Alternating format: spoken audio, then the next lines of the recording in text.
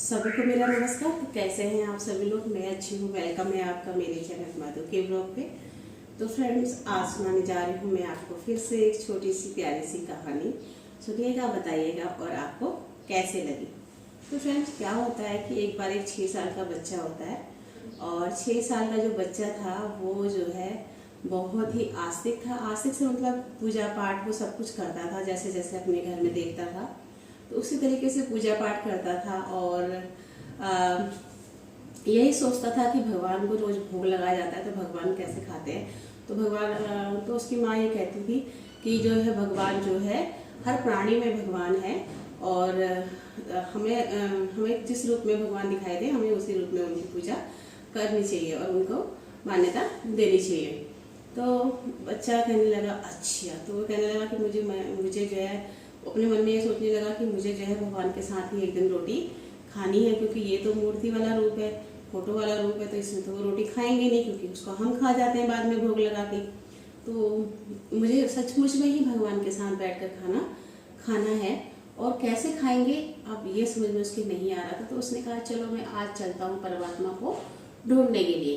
तो भाई वो परमात्मा को ढूंढने के लिए चल दिया और उसने क्या करा, अपने बैग में एक थैला लिया, एक बैग लिया, मतलब एक बैग लिया, उसमें 6 रोटियां रखी, 6 रोटियां रखी और चला परमात्मा को ढूंढने। अब जब परमात्मा को ढूंढने चल दिया तो रास्ते में उसे बहुत से लोग दिखाई दिए, ये भी दिखाई दिया, वो भी दिखाई गया। सुबह से उसको जो है बहुत जब कहते ना एक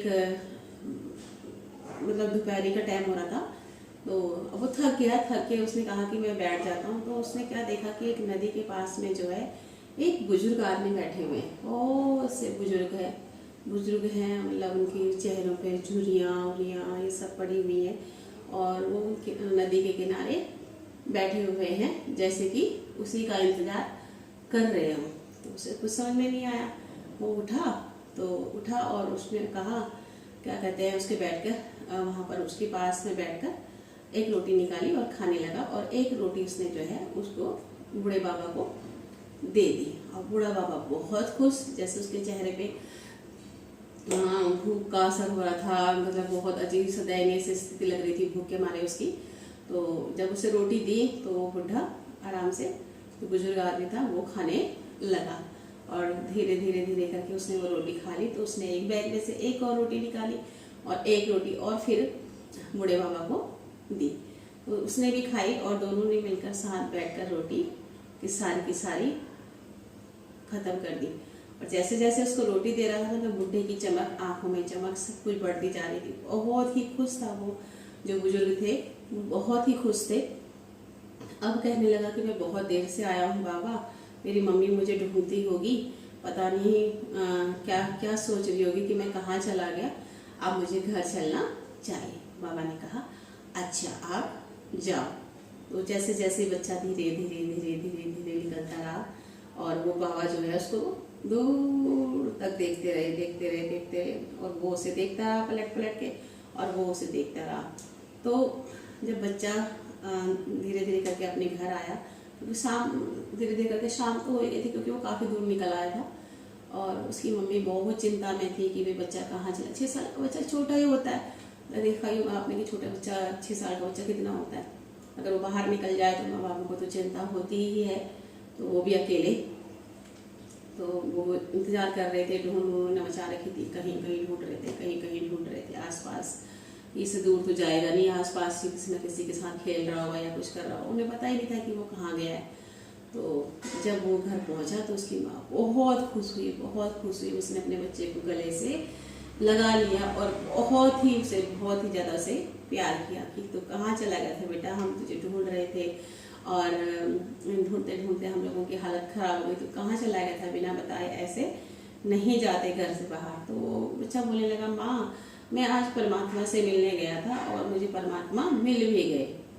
तो उसकी माँ कहने लगी परमात्मा? कहने लगा हाँ, मैं अभी आज जो है मेरा मन था कि मैं जो है परमात्मा के साथ मिलकर बैठकर रोटी खाऊंगा। तो आज मेरा जो मेरा सपना था, जो मैं सोचता था वो मेरा सब कुछ पूरा हुआ। तो उसकी माँ कहने लगी वो कैसे? वो बोलने लगा कि मैं जा रहा था, रोटी लेके गया था घर से और वहाँ मुझे एक जाते जाते मुझे वहाँ पर एक बूढ़े बाबा मिले और मैंने उनके साथ बैठकर रोटी खाई और वो बहुत खुश थे। और जब तक मैं काफ़ी दूर पर ओझल मतलब दूर से निकल नहीं गया तब तक वो मुझे देखते रहे और खुश होते रहे और मैं भी उन्हें देखता रहा। तो मुझे आज जो है बहुत ही अच्छा महसूस हो रहा है। ऐसा लग रहा है जैसे कि परमात्मा मेरा ही इंतजार कर रहे थे और उन्हें बहुत भूख लगी थी। माँ, परमात्मा बहुत बूढ़े हो गए हैं। तो और मैं जब खाना लेके गया तो उन्होंने बड़े ही प्यार से वो खाना खाया। तो उसकी माँ कहने लगी अच्छा। तो जब बच्चा किसी चीज़ को कहता है ना तो उसको जो है ज़्यादा वो भी नहीं करना चाहिए कि जिससे कि बच्चे को मन में ही लगे कि हाँ भाई ये कैसी क्या बात कर रहे हैं। अब उसने जो है जब वो बुढ़ा अपने धीरे धीरे करके क्योंकि आज वो बहुत खुश था, उसे भी ऐसा ही महसूस हो रहा था कि जैसे कि वो परमात्मा से मिला हो। वहाँ बच्चा ये चीज़ सोच रहा था और वहाँ वो बुजुर्ग भी यही सोच रहा था कि आज मुझे परमात्मा से भेंट हो गई। मैं कितना भूखा था, कितना प्यासा था, मेरे को कितनी भूख लग रही थी। मैं यही सोच रहा था कि हे परमात्मा मुझे कहीं से भोजन दिला दो। मैं आज बहुत ही ज़्यादा परेशान हो रहा हूँ, भूख के मारे मुझे टिका नहीं जा रहा। तो यही सोचकर मैं परमात्मा का इंतजार कर रहा था और परमात्मा बालक के रूप में आ गई। वहाँ तो उसने कहा कि बुजुर्ग के रूप में आए और यहाँ ये बुजुर्ग बोल रहे थे कि बालक के रूप में आए। जो अपने गाँव गए ना तो उन्होंने बताया वहाँ बालक के रूप में मुझे मिले और वो तो बहुत ही कोमल हृदय के हैं, बहुत ही नाजुक है, बहुत ही सुंदर है। मुझे आज मेरे भगवान मिल गए। तो दोनों की आत्मसंतुष्टि हो गई और दोनों को ही परमात्मा से परमात्मा का मिलन हो गया। तो कैसी लगी आपको ये कहानी बताइएगा जरूर।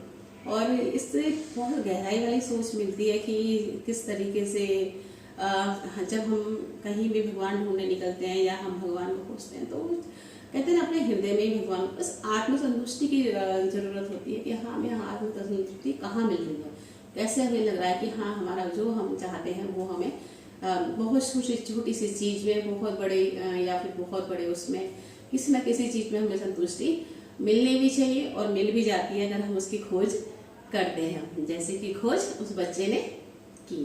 तो बस मैंने भी ये कहानी आज पढ़ी क्योंकि मैं बहुत ही कम समय दे पाती हूँ। अब आप लोगों को भी बहुत लंबे समय के बाद मिलती हूँ। तो यही रीजन रहता है क्योंकि थोड़ा सा टाइमिंग का रहता है, थोड़ा सा मेरी तबीयत का रहता है और ऊपर आकर के थोड़ा सा काम भी बढ़ ही गया मेरे हिसाब से। तो क्योंकि वहाँ नीचे इतना ज़्यादा था नहीं, मुझसे होता नहीं था तो मैं करती भी नहीं थी। तो अब लेकिन ये सब करना पड़ता है, सब कुछ मैनेज भी करना पड़ता है। तो वो सब चल रहा था। आज फिर छुट्टी थी तो मैंने कहा चलो आप लोगों के साथ करती हूँ थोड़ी सी देर बात और बात भी करती हूँ और आपको एक छोटी सी कहानी भी सुनाती हूँ। तो आप लोग मेरे से जुड़े रहिएगा, मेरे चैनल के माध्यम से मैं कुछ ना कुछ आपको सुनाती रहूँगी, आपको अपनी वीडियो शेयर करती रहूँगी। जैसे जैसे मैं थोड़ा सा फ्री होती हूँ तो ज़रूर आप लोगों के साथ फिर से ब्लॉग बनाया करूँगी, फिर से पूरे अपने घर का रूटीन, अपने घर का। हाँ, एक मेरी फ्रेंड ने भी लिखा था कि अपने घर का जो है टूर कराइएगा, तो मैं भी कराऊंगी आप लोगों को टूर। और क्योंकि टूर कराने का मतलब ये होता है ना कि थोड़ा सा सब कुछ मैनेज हो जाए। अभी मैनेज नहीं हुआ है, ऊपर आके बहुत समय लग रहा है क्योंकि अकेले करती हूँ ना तो होता नहीं है। बेटा ऑफिस चला जाता है और मुझसे सारा घर संभालने में नहीं आता। जब हो जाएगा तो मैं आपको ज़रूर अपने घर का टूर कराऊंगी क्योंकि थोड़ा सा खुला खुला सा महसूस हो गया। आप लोग देख ही रहे होंगे, नहीं तो मेरे से पीछे पीछे मैं करती थी, ब्लॉगिंग भी उसमें करती थी और सब कुछ उसमें, और जबकि उसमें मुझे टाइम मिल जाता था, यहाँ मुझे टाइम नहीं मिल पाता। तो ठीक है, ओके, बाय बाय। फिर मिलते हैं आपसे एक नए ब्लॉग के साथ में या कोई अच्छी सी नई कहानी के साथ में। इसी के साथ okay, bye, good day, take care friends, bye bye.